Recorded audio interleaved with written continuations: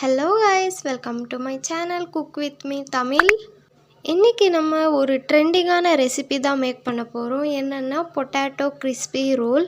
அதுவும் உருளைக்கிழங்கு ஸ்டஃபிங் வெளியில் விழாமல் எப்படி கிறிஸ்பியாக இந்த மாதிரி மேக் பண்ணுறதுன்னு பார்க்கலாம். அதுக்கு முன்னாடி இதே மாதிரியான ட்ரெண்டிங்கான ரெசிபிஸ் தெரிஞ்சுக்கணுன்னா சேனலை சப்ஸ்கிரைப் பண்ணி வச்சுக்கோங்க. பெல் ஐக்கானை கிளிக் பண்ணி ஆல்ன்ற ஆப்ஷனை கிளிக் பண்ணி வச்சுக்கோங்க. அப்போ தான் நான் அப்லோட் பண்ணுற வீடியோஸ் உங்களுக்கு நோட்டிஃபிகேஷனில் காட்டும். இப்போ வாங்க வீடியோக்குள்ளே போகலாம். 20 கிராம், இது கூட 1/4 டீஸ்பூன் உப்பு சேர்த்துருக்கேன். இப்போ அரை கப் தண்ணி எடுத்திருக்கேன். இப்போ கொஞ்சம் கொஞ்சமாக சேர்த்து இந்த மாதிரி பிசைஞ்சு எடுத்துக்கலாம். மாவு ரொம்ப சாஃப்டாக இருக்கணும்னு அவசியம் இல்லை. சப்பாத்திக்கு பிசைகிறத விட கொஞ்சம் டைட்டாக இருந்தாலும் ஓகே. இது பிசைஞ்சு கொஞ்சம் நேரம் வைக்கணும்னு கூட அவசியம் இல்லை, அப்படியே நம்ம மேக் பண்ணிடலாம். இதில் நான் எண்ணெய் சேர்க்கலை, உங்களுக்கு வேணும்னா எண்ணெய் சேர்த்துக்கோங்க. இப்போ மாவை ரெடி பண்ணிட்டோம். இப்போ அதுக்கான ஸ்டஃபிங் தான் ரெடி பண்ண போகிறோம். அதுக்கு திரும்பவும் 1 கப் உருளைக்கிழங்கு எடுத்து வச்சுருக்கேன், வேக வச்சுருக்கேன். உப்பு போட்டு வேக வச்சு எடுத்திருக்கேன்.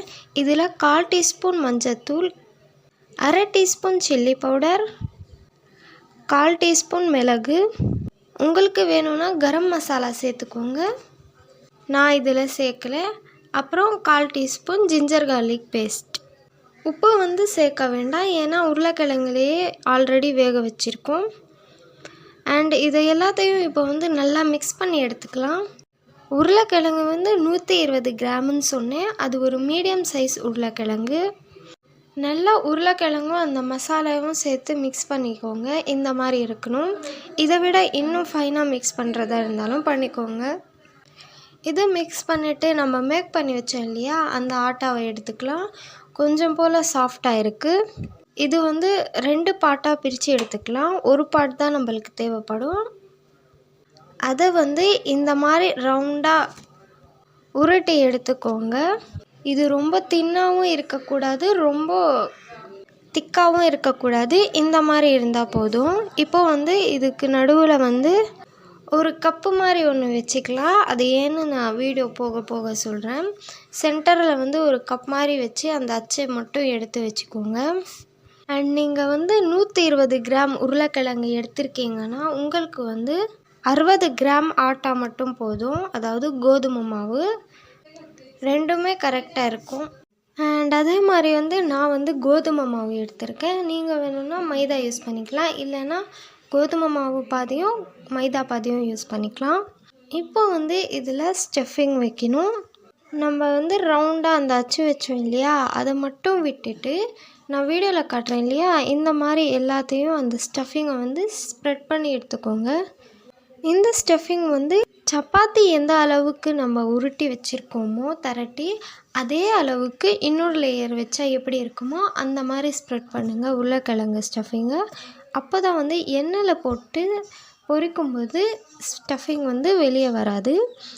இப்போ நான் கட் பண்ணுற மாதிரி இந்த மாதிரி கட் பண்ணி எடுத்துக்கோங்க. இந்த ஸ்டஃபிங்கோட மசாலாவில் நான் கரம் மசாலாவோ இல்லை சிக்கன் மசாலாவோ எதுவுமே சேர்க்கலை. நீங்கள் உங்களுக்கு வேணும்னா சேர்த்துக்கோங்க.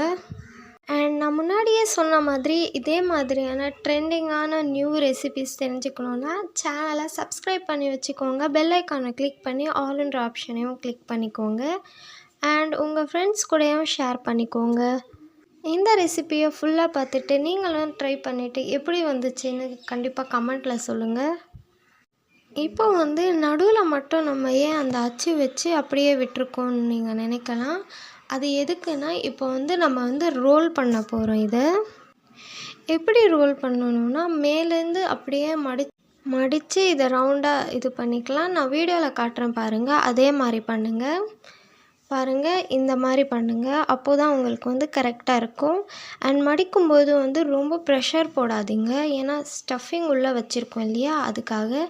இந்த மாதிரி ஃபுல்லாக மடிச்சுட்டு அந்த நம்ம மார்க் பண்ணி வச்சுருக்கோம் இல்லையா, அந்த இடத்துல மட்டும் தண்ணியை கொஞ்சம் லைட்டாக அப்ளை பண்ணி அப்படியே மூடிடுங்க.